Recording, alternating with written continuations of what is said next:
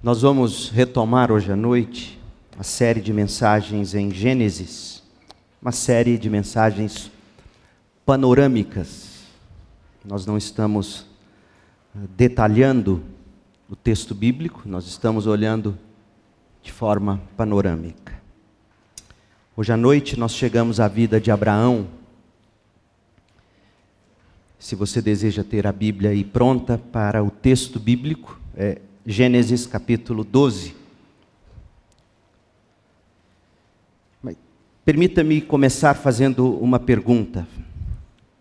Fé bifocal. Você já ouviu falar em fé bifocal? Talvez não, mas já deve ter ouvido falar de lentes bifocais, certo? Você sabe o que são essas lentes? Você faz uso de lentes bifocais? As lentes bifocais são uma das maravilhas da tecnologia. Posso te atestar isso. São um tipo de lente oftálmica, lente de óculos, que possui duas áreas distintas, com diferentes graus de correção visual. A parte superior da lente é ajustada geralmente para a visão de longe. A parte inferior é projetada para a visão de perto.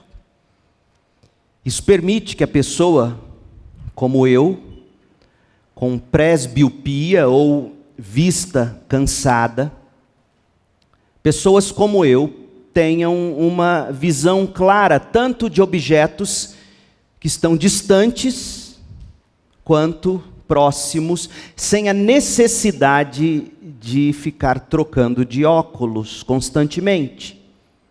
Tudo na mesma lente. Lentes bifocais. A mesma tecnologia, isto é, a capacidade de ajustar a visão de longe e a visão de perto, essa mesma tecnologia é necessária também para a fé.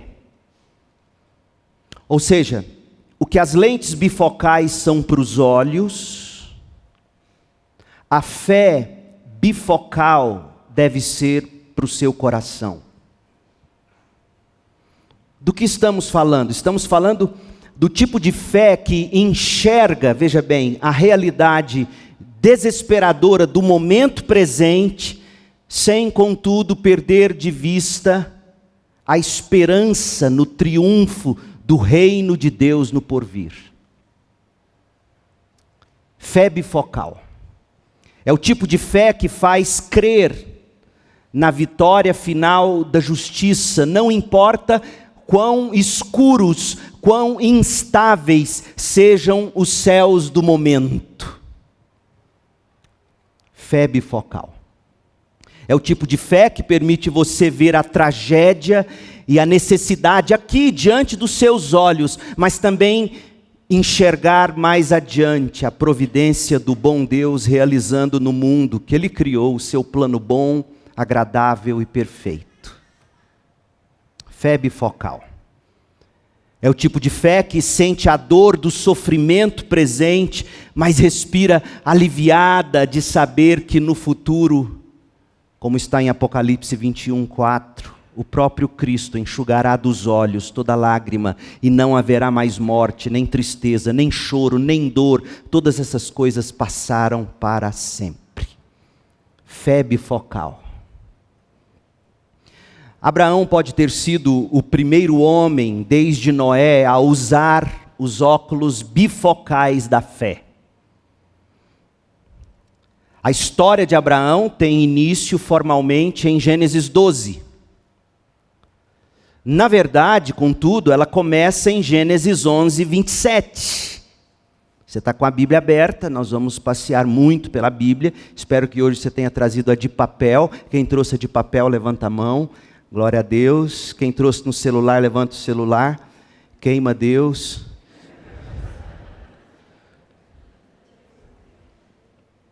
Gênesis 11, 27, a partir de onde Moisés começa a registrar com brevidade a árvore genealógica de Abrão, descendente, veja você, da família de Sem.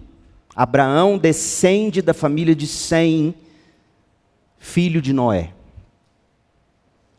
A família de Sem, filho de Noé, está descrita em Gênesis 11, de 10 a 26.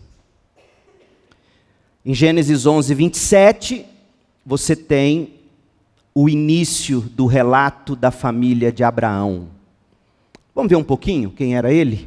Gênesis 11, 27. Família de Terá. O pai de Abraão se chamava Terá. Note que o nome de Abraão até então era Abrão. Ele tinha 2 irmãos, Naor e Harã. Harã foi o pai de Ló. Morreu em Ur dos Caldeus, o pai de Ló, a terra natal dele, enquanto o pai Terá ainda vivia. Então, esse pai perdeu o filho, provavelmente o seu primogênito. Os comentaristas dizem que é provável que o primogênito tenha sido o Harã, que morreu, deixando Ló, e talvez por isso Abraão levou Ló com ele. Percebe? Tanto Abrão, diz o texto no verso 29, como Naor se casaram. A mulher de Abrão se chamava Sarai. Sara se chamava Sarai até então. E a mulher de Naor, Milca. Esse Naor e essa Milca vão ser os pais de Rebeca, que vai se casar com Isaque, filho de Abraão. Milca e sua irmã Iscá eram filhas de Harã, irmão de Naor. Naor casou com as sobrinhas. Sarai, porém, não conseguia, a mulher de Abraão, porém, não conseguia engravidar e não tinha filhos. Veja que o Moisés, inspirado pelo Espírito, está preparando você para o grande chamado do capítulo 12, que você vai ler e vai falar, como assim? A gente acabou de ler que Sara é estéril. Sarai não conseguia engravidar, não tinha filho. Certo dia Terá tomou seu filho Abrão, sua nora Sarai, mulher de seu filho Abrão, seu neto Ló, filho de seu filho Harã, e se mudou de Ur dos Caldeus. Partiram em direção à terra de Canaã, mas pararam em Harã. E se estabeleceram ali. Veja que a cidade recebe o nome de Harã, o nome do filho que havia morrido. Ou seja, deixam Ur dos Caldeus, mas Terá tem como propósito ficar aqui. E é esta cidade que ficará morando Naor, com Milca. Nascerão aqui os parentes de Abraão, e lembra lá em Gênesis 24, quando Abraão manda buscar uma filha, uma mulher para o seu filho Isaque, é para essa cidade, provavelmente, que o servo de Abraão vai, Harã. Terá, o pai de Abraão, viveu 205 anos e morreu enquanto ainda estava em Harã. O Júlio conheceu ele, foi muito amigo dele. Isso é para acordar vocês. É um recurso homilético. Nós sabemos que a família de Abrão, ele inclusive, Abrão, esse é outro detalhe que você não pode deixar de notar. A família de Abrão, Abrão incluído, eram todos pagãos por natureza. Pensa no Vikings, daquele nível para pior. E Josué nos conta isso. Josué deixa isso muito claro. Josué ensina para nós como é que a gente tem que ler a vida de Abraão. A gente tem que ler a vida de Abraão não como Abraão sendo o herói, mas Deus o herói. Josué 24, abra comigo. Josué 24, verso 2. Josué disse a todo o povo, assim diz o Senhor, o Deus de Israel. Revelação nova, essa história que Josué nos conta, inspirado pelo Espírito, Moisés não nos tinha contado lá no Pentateuco. Muito tempo atrás, seus antepassados, incluindo Terá, pai de Abraão e de Naor, viviam além do Eufrates e serviam outros deuses. Então, se você acha que Deus chamou Abraão porque Deus viu Abraão bonzinho, buscando ele, então eu vi, minha presciência me mostrou que Abraão era bonzinho, me buscando, eu escolhi ele para ser pai de uma grande nação. Você não leu a Bíblia direito, você acredita nisso? Porque Josué está dizendo que eles serviam outros deuses, muito obrigado.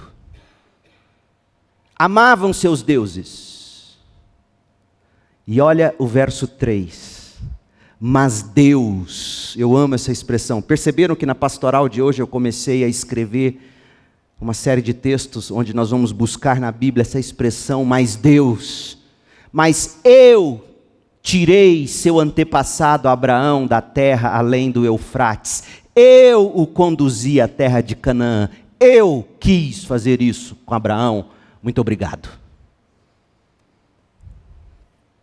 Estevão, o primeiro mártir da igreja primitiva, pregando aos sacerdotes, momentos antes de ele, Estevão, ser apedrejado até a morte, Estevão nos contou que o chamado de Abraão, de fato, ocorreu lá em Ur dos Caldeus, Atos capítulo 7, versículo 2 a 4.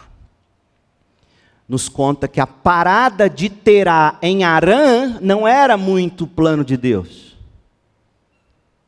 Ou talvez Deus o tenha deixado ficar ali mesmo, e depois que ele morre, aí Deus volta a Abraão e diz, agora volte, agora saia mesmo, e vá para a terra que eu vou te mostrar. Olha como Estevão nos conta isso, Atos 7, verso 2.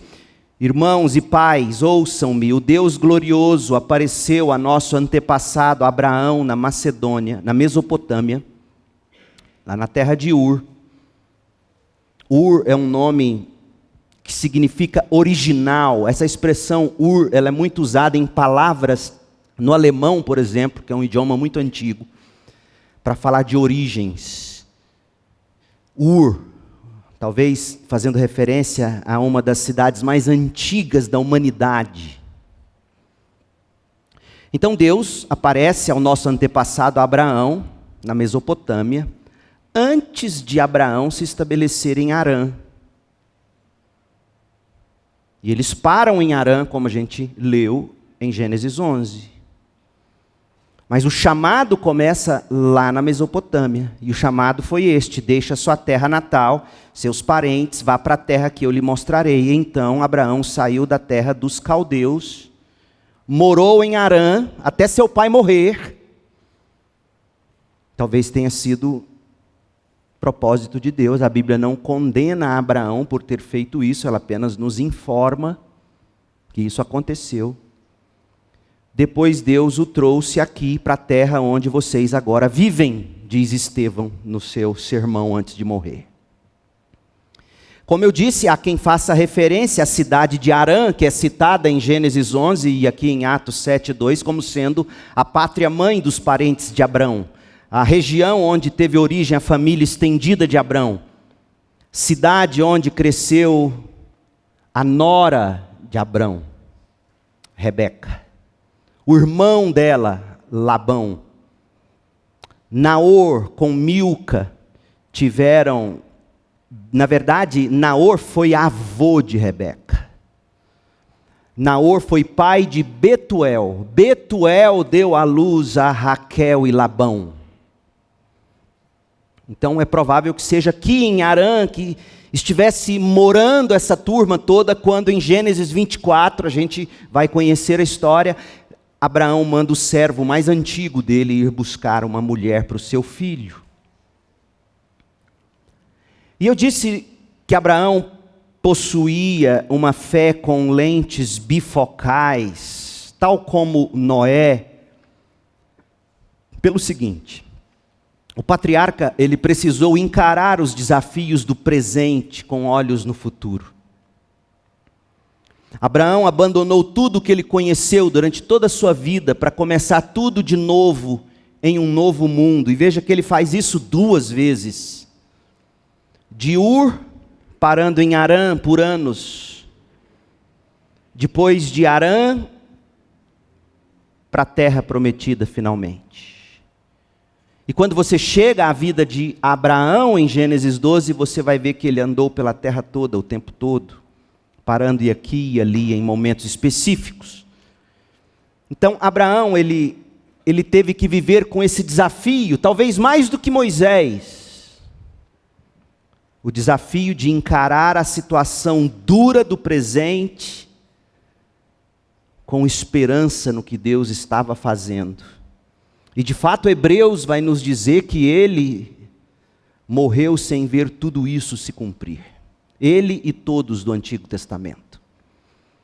O autor de Hebreus descreve Abraão do seguinte modo, abra em Hebreus 11, verso 8. Pela fé, Abraão obedeceu quando foi chamado a ir a outra terra que ele receberia como herança. Veja que a Bíblia nunca repreendeu a parada de Abraão em Harã. Talvez por isso a parada em Harã tenha sido providência divina também. Abraão partiu sem saber onde ia. E mesmo quando chegou à terra que lhe havia sido prometida, viveu ali pela fé, pois era como estrangeiro, morando em tendas. Veja a fé bifocal desse homem, vendo os desafios de morar em tendas, de viver mudando, mas sem perder de vista a promessa futura de Deus.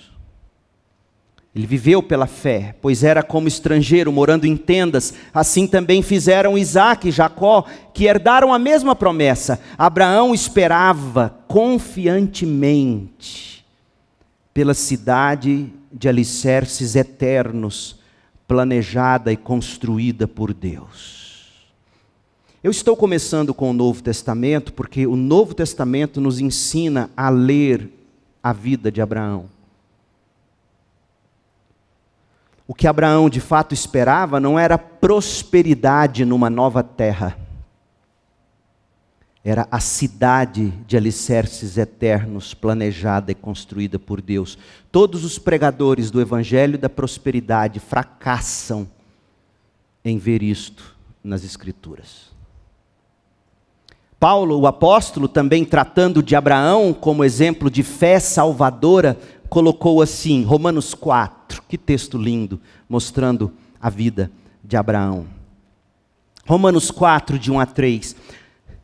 Do ponto de vista humano, Abraão foi o fundador de nossa nação, disse Paulo. O que descobriu Abraão? Se suas boas obras o tivessem tornado justo, ele teria motivo para se vangloriar, mas não perante Deus, pois as Escrituras dizem, Abraão creu em Deus, e assim foi considerado justo. Ele foi considerado justo não pelas coisas que ele fez, porque as coisas que ele fez foram fruto, resultado do que de fato contava para Deus, fé. Verso 11, pela fé, até mesmo Sara, embora estéril e idosa, pôde ter um filho. Sara creu que Deus era fiel para cumprir sua aliança, sua promessa. E assim uma nação inteira veio desse homem velho e sem vigor. A palavra grega, e aliás a Ara, Almeida Revista Atualizada, traduz, um homem que já estava adormecido sexualmente. Tem noção? Uma nação numerosa como as estrelas do céu e incontável como a areia da praia. Abraão creu nisso. Sara creu nisso. Verso 18. Mesmo quando não havia motivo para ter esperança, Abraão a manteve, crendo mesmo contra a esperança. Abraão creu, mesmo que não houvesse motivo para crer, que se tornaria o pai de muitas nações. Verso 20, em nenhum momento a fé de Abraão na promessa de Deus vacilou. Na verdade, ela se fortaleceu e com isso ele deu glória a Deus. Abraão estava plenamente convicto de que Deus é poderoso para cumprir tudo o que promete.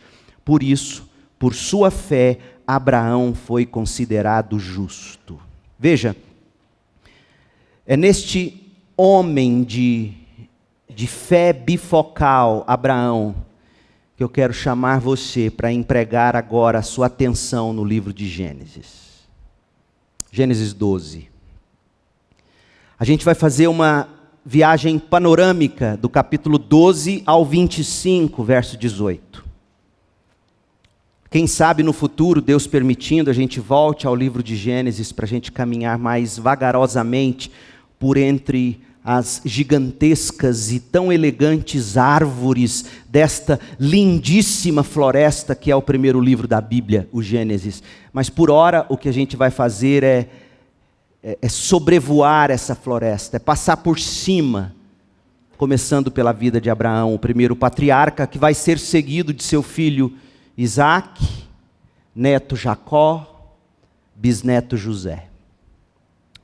Recapitule comigo, Gênesis 12. O que a gente viu até aqui nesta série de mensagens em Gênesis.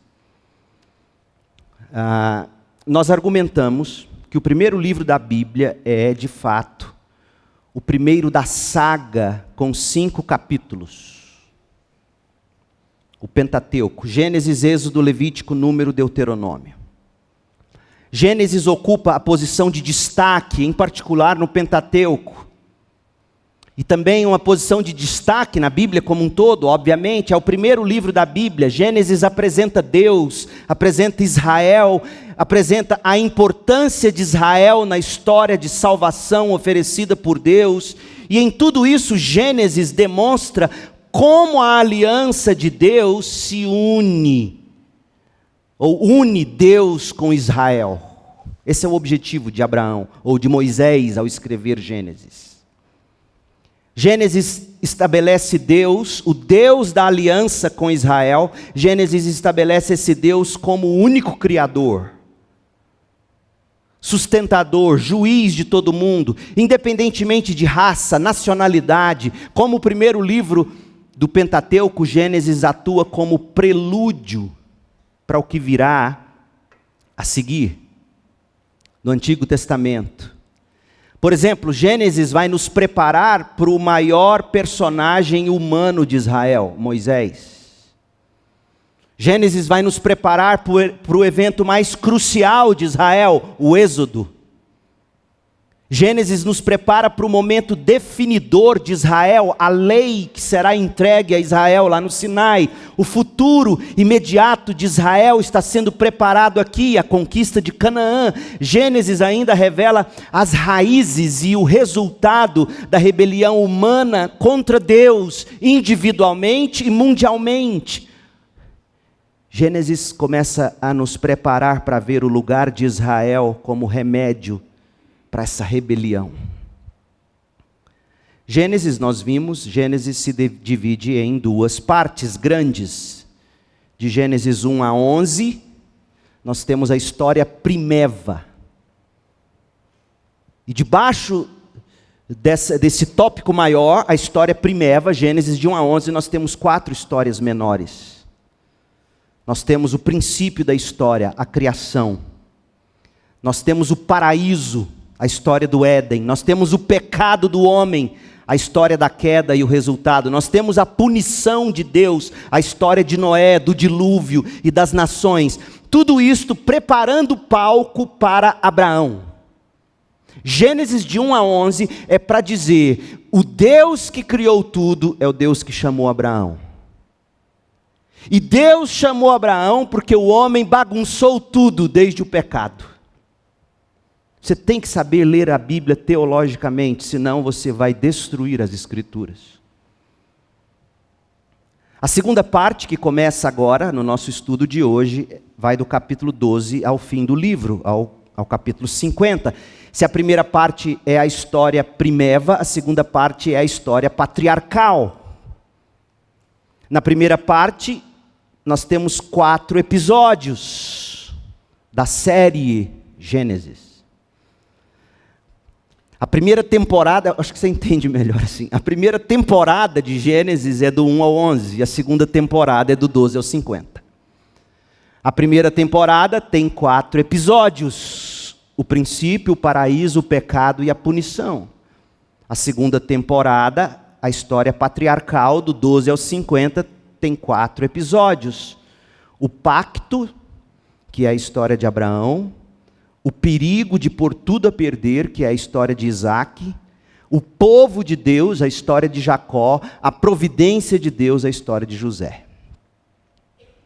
A história da vida de Abraão, gente, é decisiva.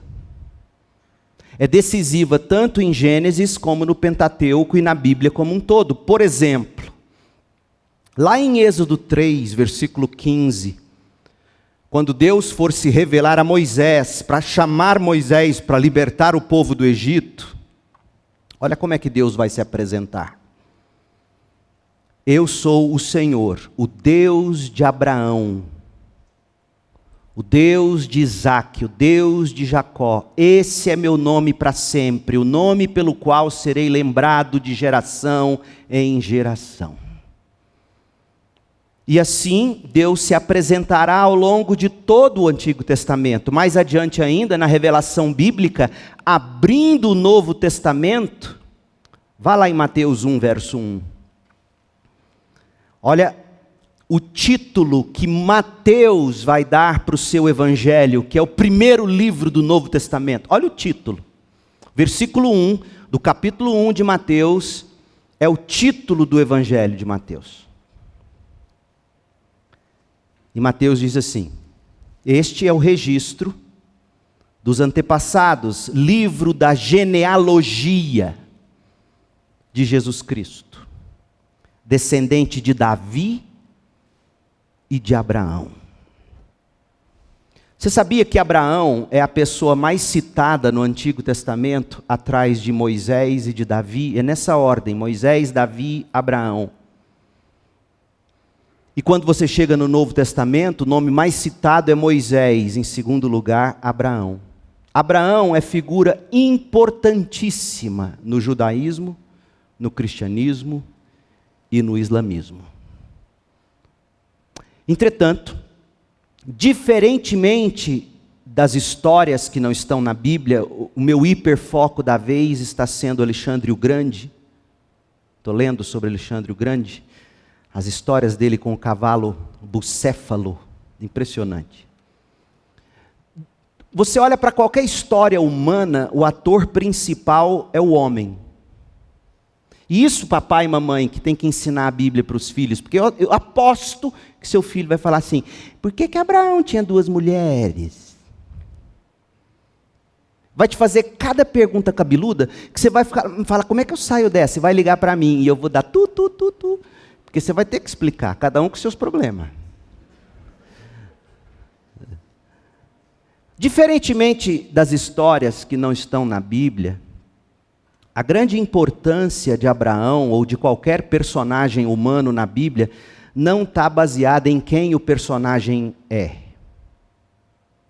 em quem o personagem foi. Os grandes feitos dele ou dela, tampouco seus lamentáveis fracassos.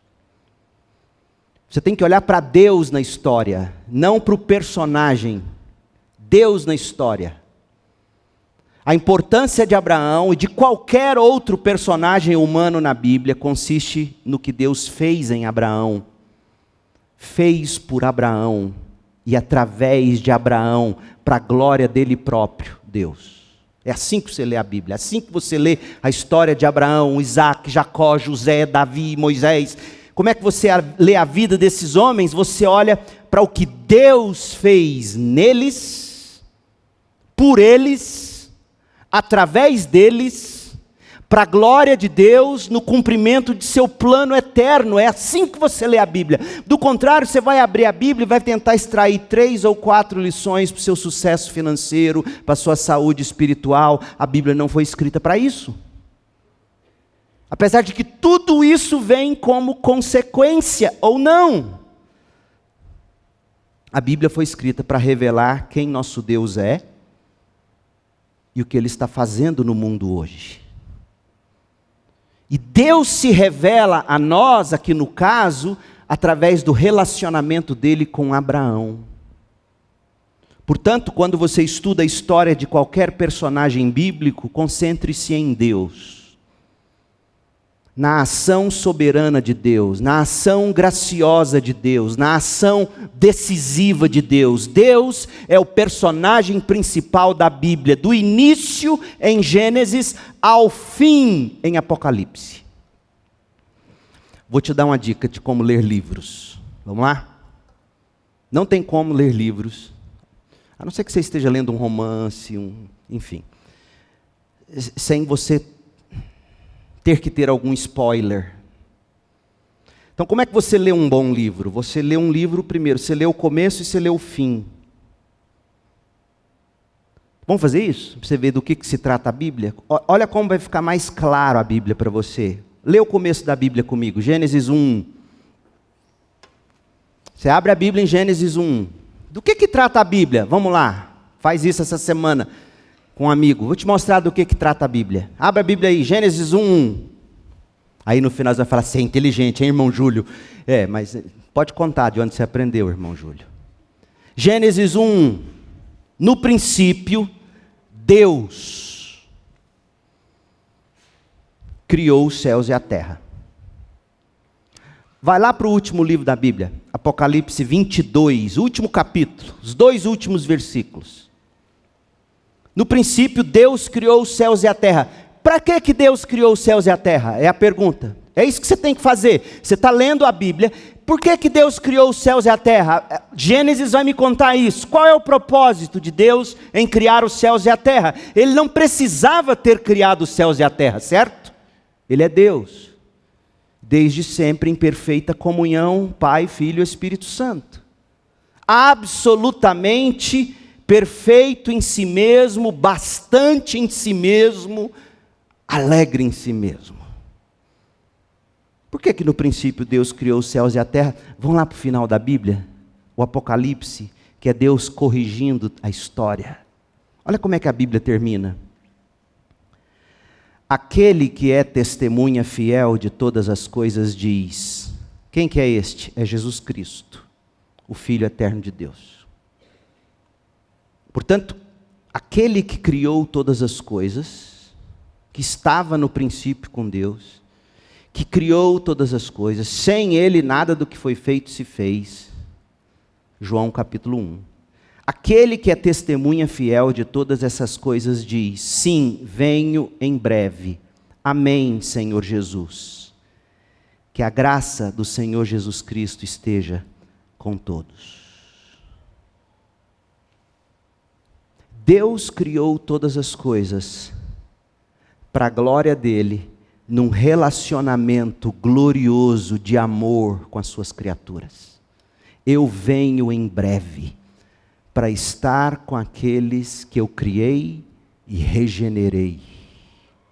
É disso que trata a Bíblia. E tudo que você for ler entre Gênesis 1:1 e Apocalipse 22, de 20 a 21, tem a ver com isso. O Deus que cria tudo perfeito, para viver em doce comunhão, gloriosa comunhão, amorosa comunhão com as suas criaturas. Era assim no jardim, todo dia, na viração do dia, o próprio Deus vinha a Adão e Eva, e o pecado detonou tudo. E Deus então começou uma nova história.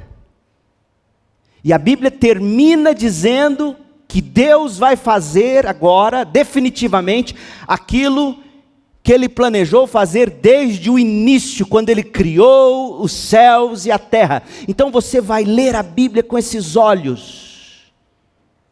Como é que Deus vai conduzir essa história, que tem a ver com Ele ter criado tudo, para viver em comunhão gloriosa, doce, graciosa com as suas criaturas? É assim que você vai ler a Bíblia. Porque Deus quer te dar o melhor dEle. E o melhor dele não é o dinheiro. O melhor dele é Ele. O melhor dele não é a saúde. o melhor dele é Ele. Ele quer se dar a você, Ele quer se relacionar com você. É disso que trata a Bíblia. Pois bem, o chamado de Abraão, Gênesis 12, de 1 a 3. O chamado de Abraão é o ponto de partida da mensagem.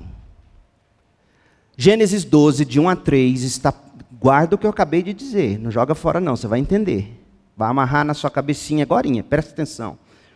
O ponto de partida é aqui, Gênesis 12, de 1 a 3. Veja, esse texto, Gênesis 12, ele está em contraste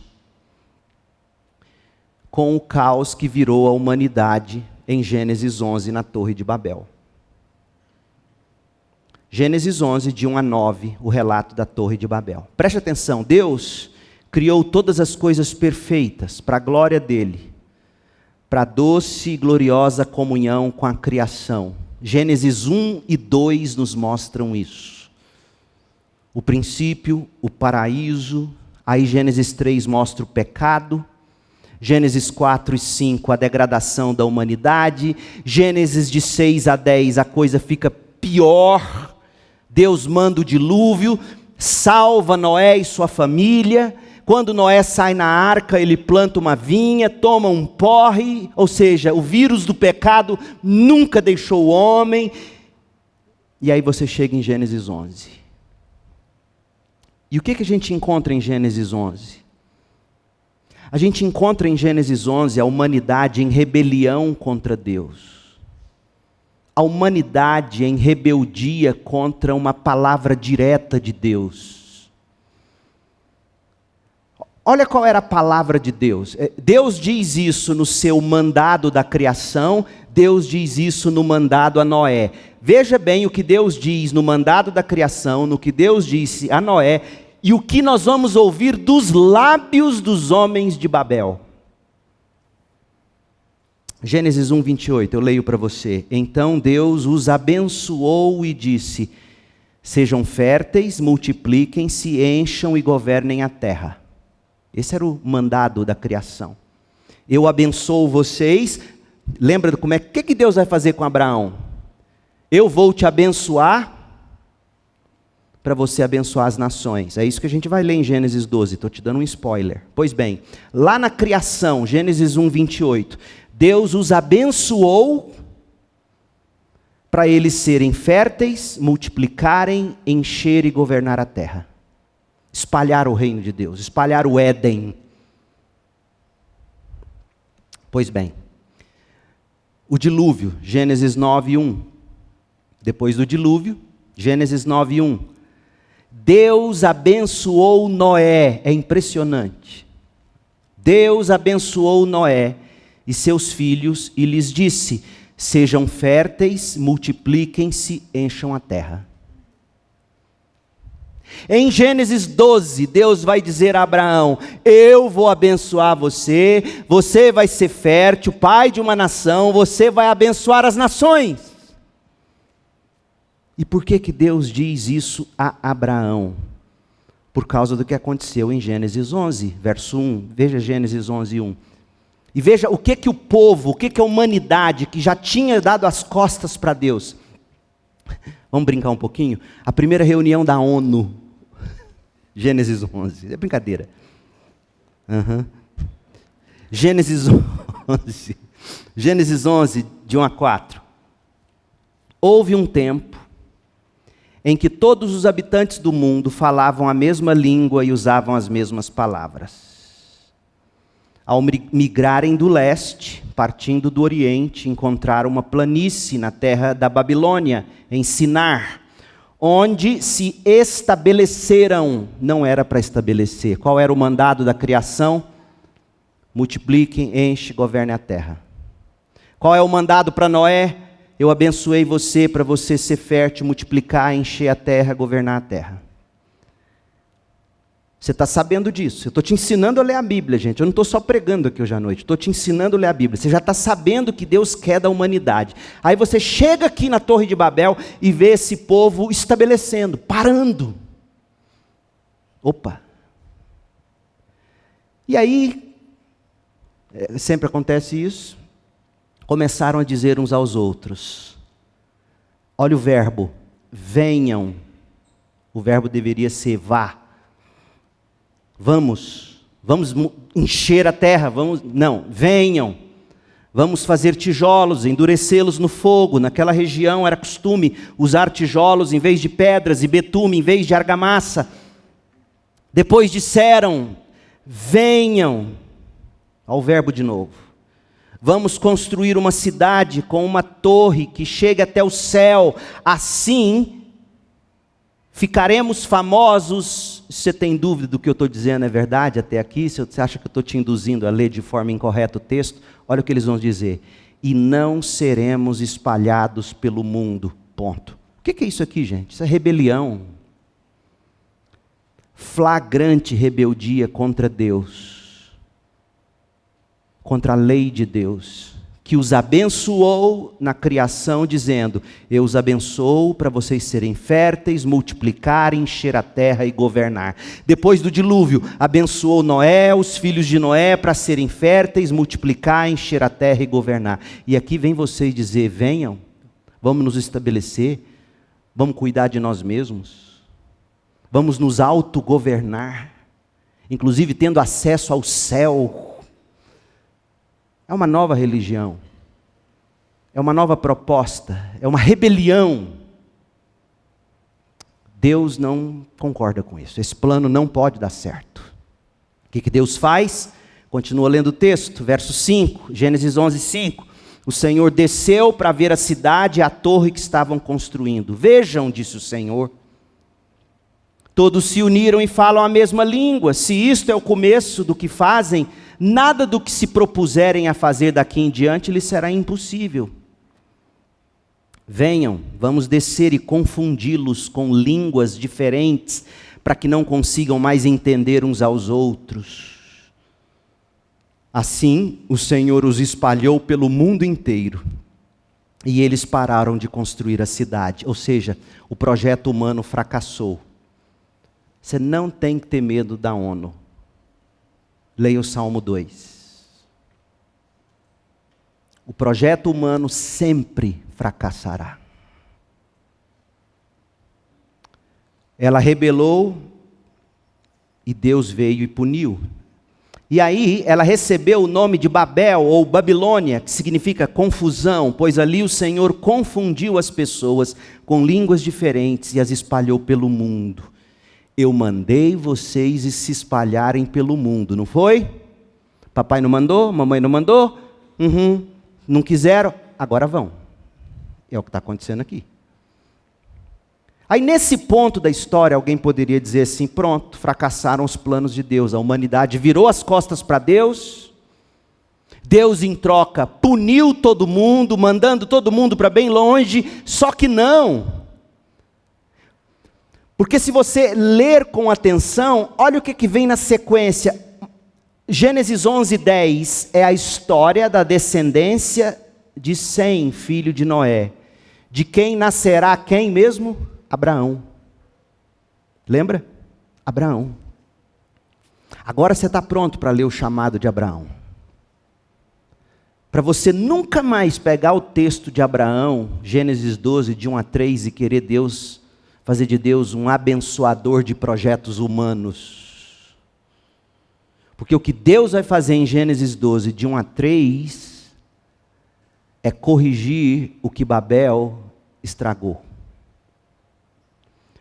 Gênesis 1, 28, Deus os abençoa para eles serem férteis, se multiplicar, encher a terra e governá-la.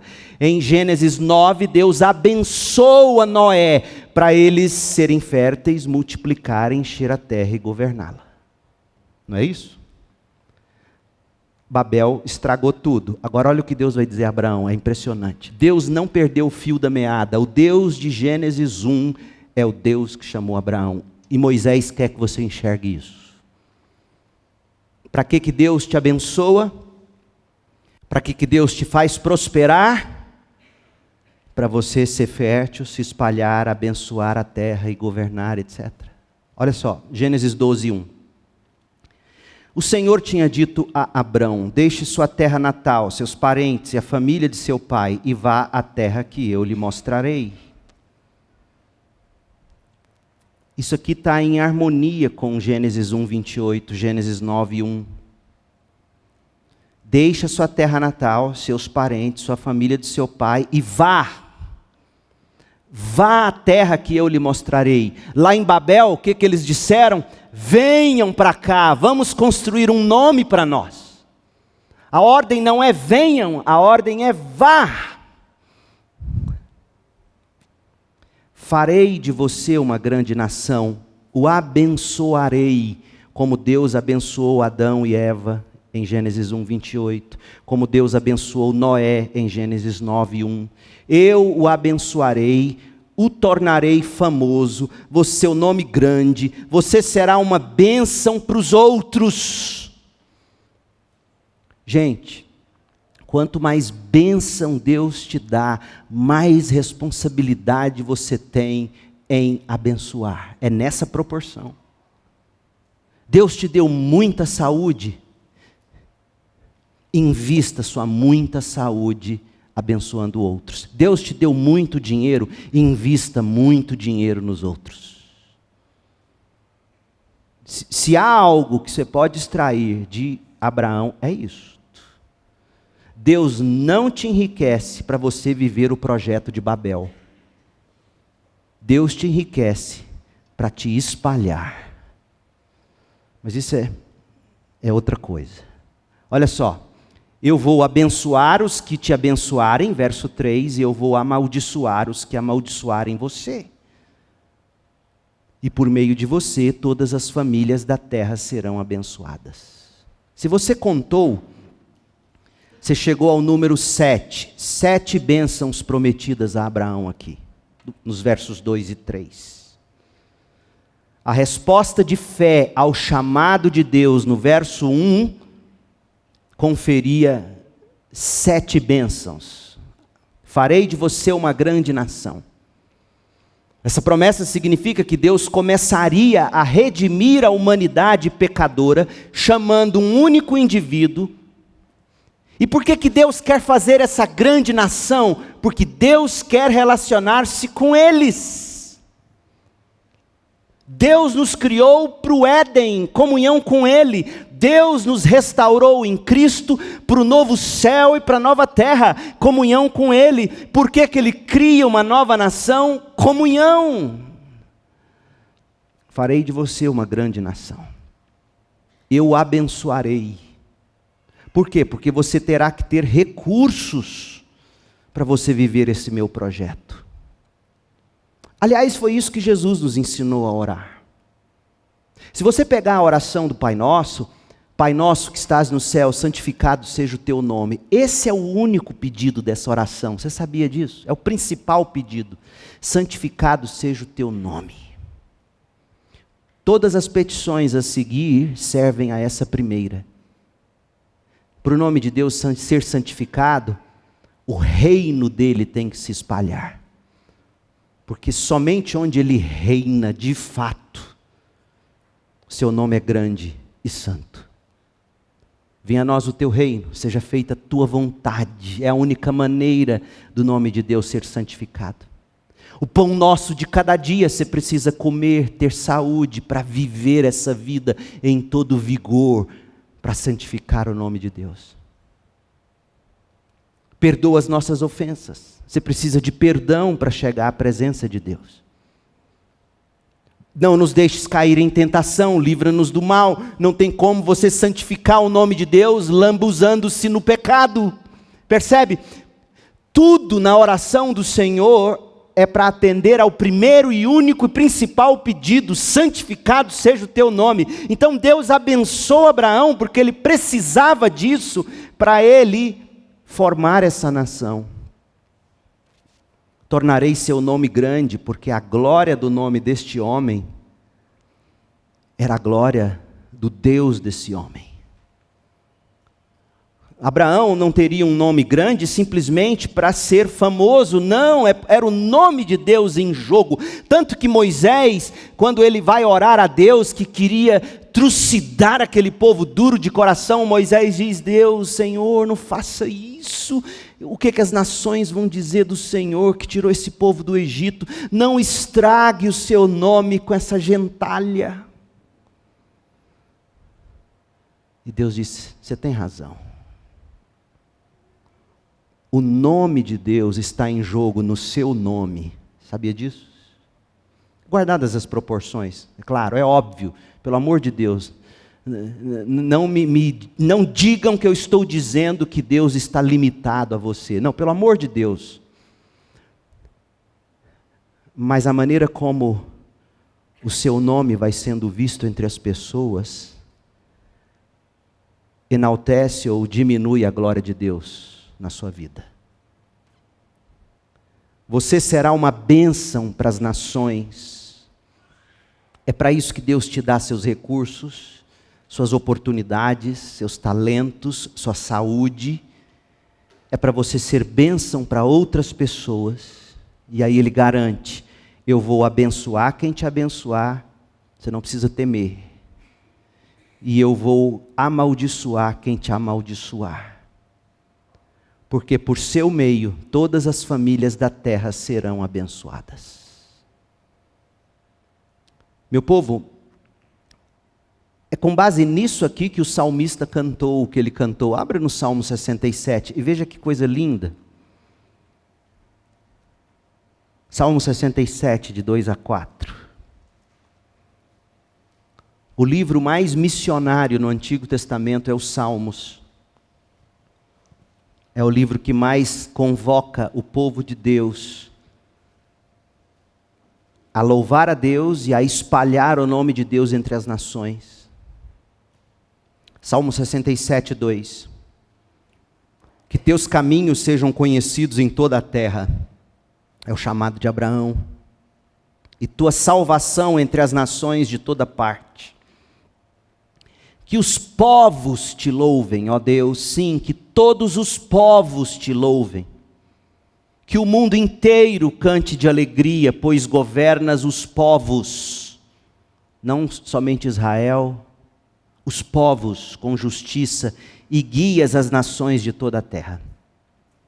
Que os povos te louvem, ó Deus, sim, que todos os povos te louvem. Então a terra dará suas colheitas e Deus, o nosso Deus, nos abençoará ricamente. Sim, Deus nos abençoará e todos os habitantes da terra o temerão. Você consegue ver ecos do chamado de Abraão neste salmo?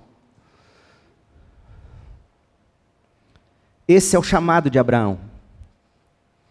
E eu gastei a maior parte do tempo, praticamente o sermão inteiro nisso aqui, porque se você não entendesse essa conexão, você não entenderia a vida de Abraão. Porque tudo o que virá a seguir, o desdobramento dessa história de Abraão, o desdobramento de toda a Bíblia, está aqui nessa dobradiça, Gênesis 12, de 1 a 3. É Deus que agora vai agir para construir, ou edificar, ou formar um povo dele. E aí o que você vai ver Abraão fazendo? Capítulo 12, de 4 a 9, Abraão andando pela fé, migra para Canaã, levanta altares para o Senhor Deus, adora o Senhor Deus. Depois, capítulo 12 ainda, Abraão tropeça. Quando Abraão esquece da promessa, farei de você uma grande nação, eu vou abençoar quem te abençoar, eu vou amaldiçoar quem te amaldiçoar. Começa uma fome na terra, Abraão acha que ele tem que dar conta de tudo por ele, e aí ele vai para o Egito. E ele mente, põe a mulher para mentir, porque ele tinha medo que o faraó se encantasse com Sara, que àquela altura, já de idade, ainda era muito linda. O que acontece? Ele mente, porque ele temia pela própria vida. Deus tinha dito: não tenha medo, quem te amaldiçoar, eu amaldiçoo. Você vai perceber que, conquanto Abraão nunca tenha abandonado o seu Deus, a fé de Abraão sempre era manca. Por quê? Porque Deus não mede nossa fé pelo tamanho dela. Deus mede nossa fé pelo objeto dela. Qualquer um de nós jamais terá uma fé do tamanho suficiente que agrade a Deus, se esta fé não estiver no Cordeiro de Deus como deve ser. A fé de Abraão sempre foi em Deus. Às vezes ele vacilava, às vezes ele mentia, como acontece. Ele vai para o Egito e, se não é Deus interferindo, essa história poderia ter terminado ali. Porque Sara poderia ter se tornado mulher desse faraó para sempre. E Deus, que não deixa a sua história entregue aos homens, Deus foi lá e deu um jeito no faraó. E o faraó deu um pito no Abraão. E não é que Abraão saiu de lá mais rico ainda, porque Deus ainda fez todo o ouro, toda a prata, todo o gado que o faraó deu para Abraão. O faraó falou: leva isso daqui, eu não quero nem saber, é seu. Capítulo 13, Abraão age como um pacificador, porque o gado dele vai crescendo, o gado de Ló vai crescendo, brigas. Talvez, como eu disse no início, Ló tenha sido carregado por Abraão na esperança de que por esse filho do irmão Harã que morreu, Deus fosse fazer o que Deus chamou eles para fazer lá em Ur dos Caldeus. Enfim, aí começa a dar problema. Abraão fala: escolhe a terra que você quer, se você for para a esquerda eu vou para a direita, se você for para a direita eu vou para a esquerda. Ló olha as melhores terras, Ló escolhe pelo olhar, pela cobiça dos olhos. E aí Deus vira para Abraão: Abraão, você está dando essa terra boa para Ló, mas eu quero que você olhe para todas as terras, ande de norte a sul, de leste a oeste, tudo é seu, eu dei para você.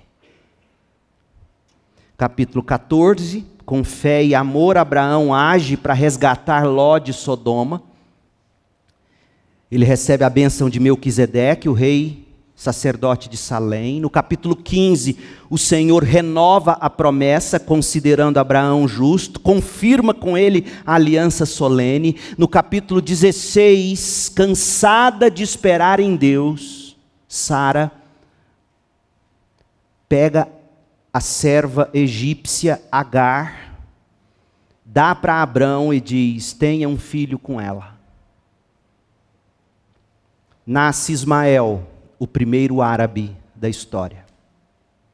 E o conflito fez Agar fugir para o deserto, onde Deus viu e se compadeceu do sofrimento dela e do menino. Uma das cenas mais tristes da Bíblia. Você vê seu filho chorar e chorar e chorar de fome e sede, e você não aguentando mais ver aquilo, deixa o menino, vira as costas, porque vê-lo sofrer rasgava seu coração.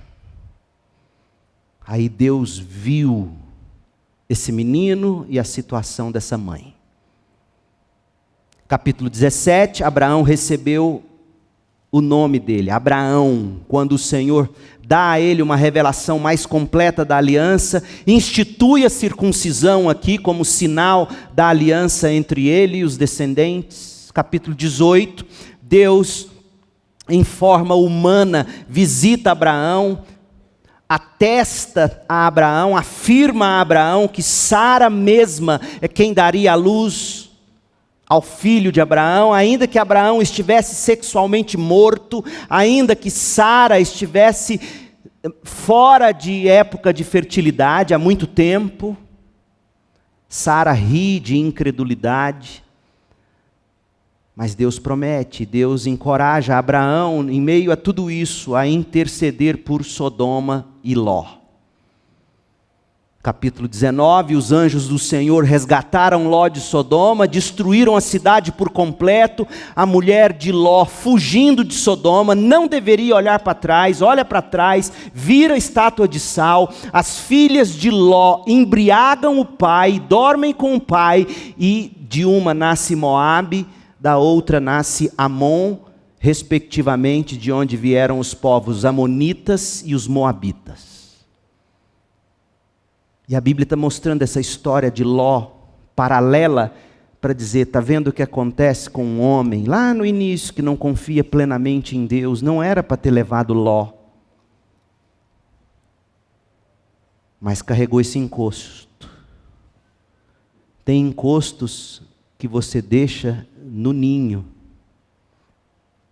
Sara fraqueja, faz a cabeça do homem, dorme com Agar, minha serva, não aguento mais esperar, eu quero um filho. Essas histórias estão sendo contadas para mostrar para nós, olha o que acontece quando você deixa de confiar plenamente em Deus. Capítulo 20, Abraão mais uma vez tropeça na fé.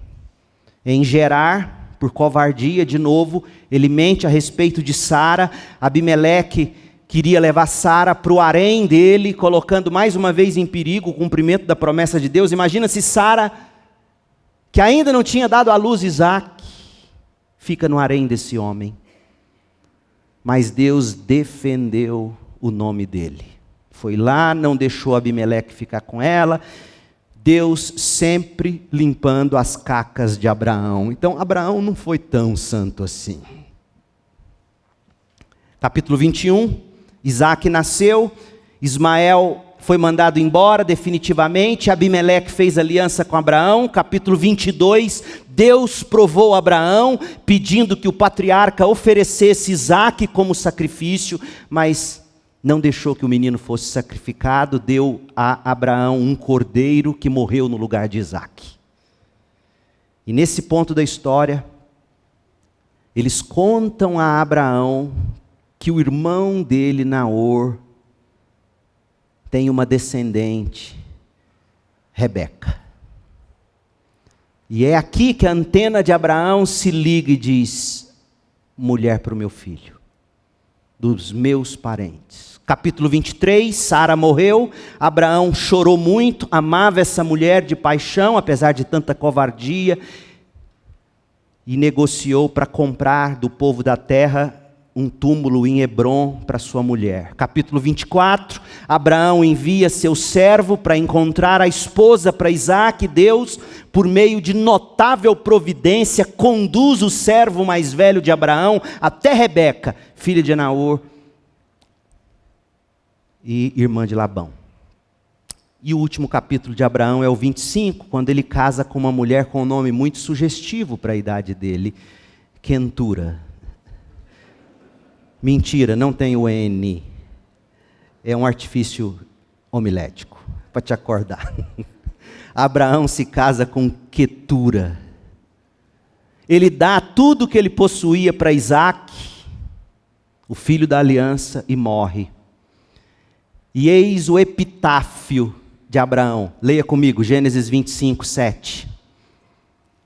Abraão viveu 175 anos e morreu em boa velhice, depois de uma vida longa e feliz.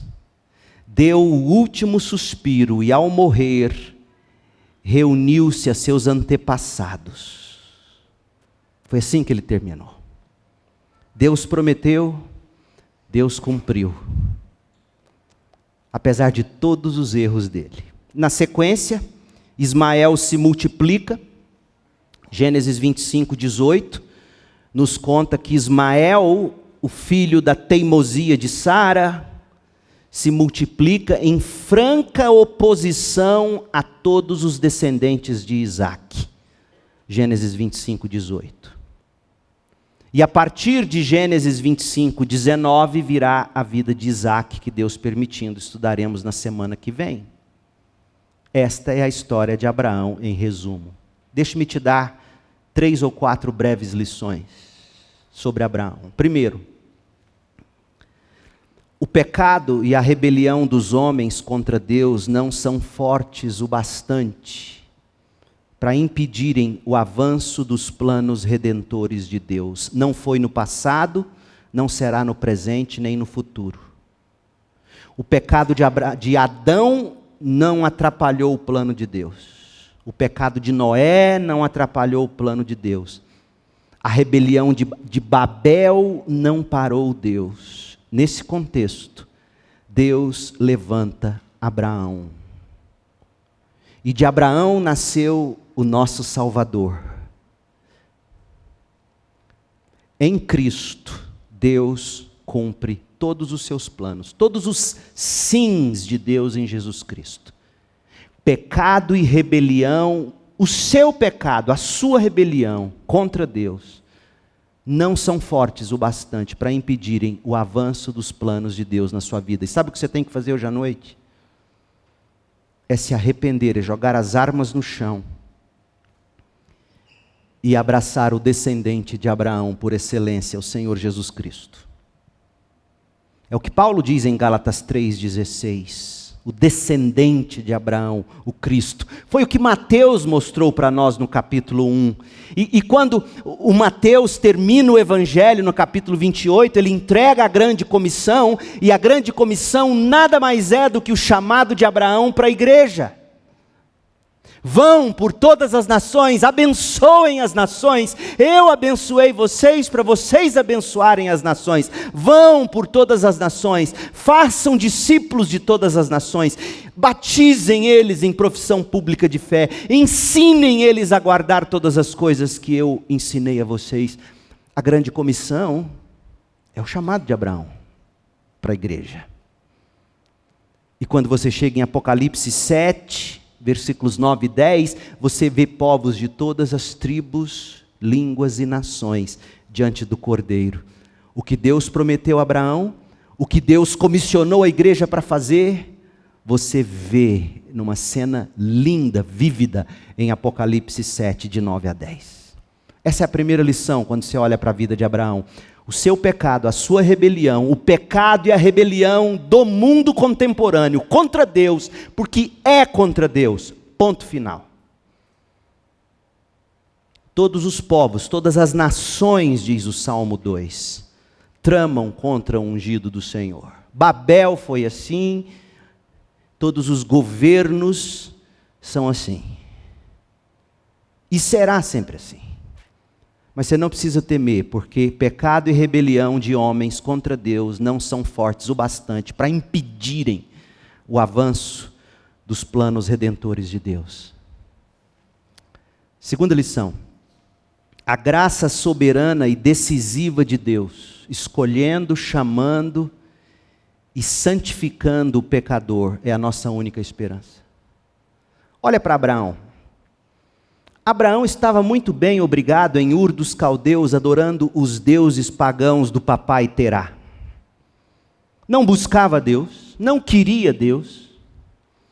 Josué nos contou isso. E mesmo quando Deus chama ele e promete tanto para ele, quando ele se vê no enrosco, ele fala: Sara, vamos contar a verdade só pela metade, afinal você é de fato minha irmã. Então não diga que você é minha mulher, diga que você é minha irmã, porque senão esses homens vão acabar comigo para ficar com você. Esse é o problema de você casar com mulher bonita como a minha. Você tem que andar armado. Abraão, em alguns momentos da vida dele, ele foi de fato, sabe o quê? Um covarde.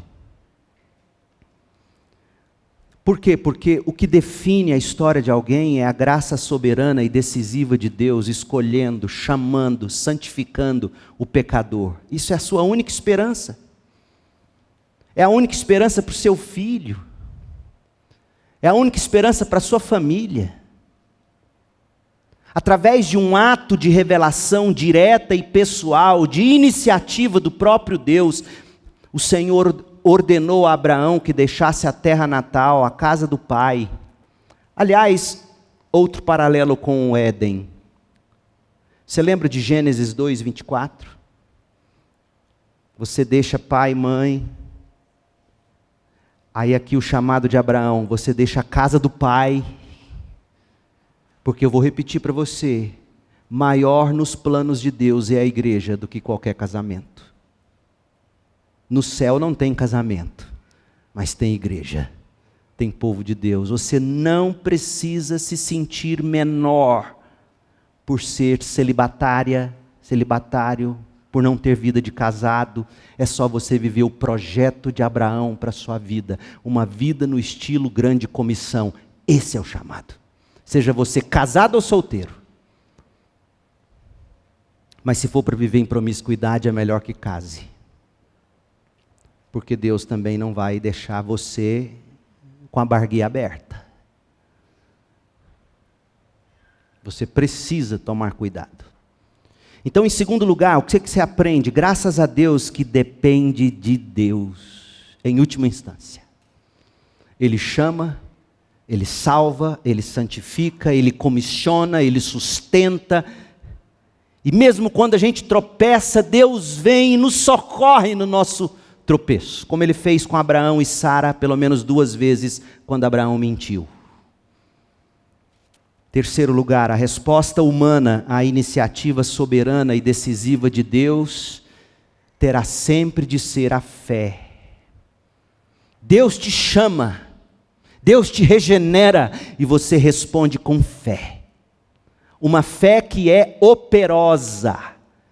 Tiago, quando olha para a vida de Abraão, no capítulo 2, versos 21 a 24, Tiago diz: as obras de Abraão, as obediências de Abraão comprovaram que a fé dele era genuína. Ele foi salvo por fé comprovada por meio de obras ou práticas de vida. Essa é outra coisa que a gente aprende com Abraão. Sua vida de fé, para comprovar que essa fé é genuína, tem que ser uma vida de obediência a Deus, de práticas de amor, mostrando para Deus. E a vida de Abraão, ela é caracterizada por fé do começo ao fim. Deus chama Abraão, Abraão crê. Deus promete um filho, Abraão crê. Nós lemos os textos do Novo Testamento falando o quanto a fé de Abraão é modelo para nós. E por fim, a fé não deve ser medida pelo tamanho ou a medida dela mesma. A fé deve ser considerada pelo objeto ou o sujeito da sua crença. Talvez você tenha entrado aqui hoje à noite dizendo: minha fé é tão pequena. Não importa o tamanho. Importa é no que você crê, em quem você crê, como você crê. E hoje à noite, o Deus que se revelou a Abraão se manifestou a nós através da descendência de Abraão, Jesus Cristo. Se você se arrepender e crer e colocar sua fé em Jesus Cristo, você será salvo e poderá levar essa salvação para sua casa. Sabe qual é a história da vida de Abraão que mais escandaliza as pessoas? É quando Deus vira para Abraão e fala: Abraão, me dá seu filho, sacrifique seu filho sobre o altar. Aí as pessoas esbravejam e dizem: que Deus é esse que pede o sangue do próprio filho? Veja, Deus não disse que mataria Isaac. Deus apenas pediu Isaac. Você tem coragem de entregá-lo a mim em sacrifício? Me dê esse filho. E isso nos choca, isso nos escandaliza. E esse é o propósito da narrativa. É você olhar para uma criança que está olhando para o pai, falando: papai, está aqui o fogo, está aqui a lenha para o sacrifício, cadê o cordeiro? E Abraão, Hebreus vai nos dizer, Abraão crendo que Deus era poderoso para ressuscitar o filho da morte, Abraão vira para o filho e diz: meu filho, Deus proverá o cordeiro. É óbvio que Abraão não estava falando de um cordeiro, Abraão estava crendo que Deus ressuscitaria o próprio filho dele. Mas ainda assim essa história é chocante, eu sei. Mas essa história está na Bíblia para te mostrar o quanto custou para Deus poder perdoar você. Ele entregou o seu Isaque, seu próprio filho, que foi moído pelas nossas transgressões. E a aliança que Deus tem agora é pelo sangue desse Cordeiro, Jesus Cristo, descendente de Abraão e de Davi. E hoje à noite, você pode entrar em aliança com Deus. E só há um jeito de você entrar em aliança com Deus, pelo sangue do Filho de Deus. Paulo diz que é pelo sangue de Jesus, o sangue da nova aliança. Você quer entrar em um relacionamento de aliança com Deus? Receba Jesus Cristo como Senhor e Salvador da sua vida. Abrace-o com fé. Ele é o Cordeiro de Deus. Ele pagou caro para salvar o pecador. E pode ser que Ele te salve hoje à noite. Arrependa-se, creia, receba Jesus como seu substituto, porque este é o pacto de Deus, o sangue de Jesus Cristo, descendente de Abraão. Oremos. Pai, em nome de Jesus, abençoa, eu te peço, esta congregação de santos, de crentes. Mas se há entre nós quem ainda não está em aliança com o Senhor, pelo sangue de Jesus Cristo, descendente de Abraão, que nesta noite haja salvação. Ó Deus, e ajuda-nos a regozijarmos-nos com a história da redenção. Obrigado pelo que o Senhor fez em Abraão, para Abraão, através de Abraão, para que viesse a nós Jesus Cristo, descendência humana de Maria, sua mãe. Como está em Mateus capítulo 1. Ela, descendente de Abraão, Cristo, da descendência humana de Abraão, para ser o nosso Cordeiro, o nosso Salvador. E com seu sangue estabelecer uma aliança inviolável, inquebrável, com todo pecador que se arrepende e crê. Ó Deus, que a igreja, a segunda igreja batista em Goiânia, possa se regozijar com essa história. E o pecador se arrepender e crer para a salvação. Em nome de Jesus. Amém.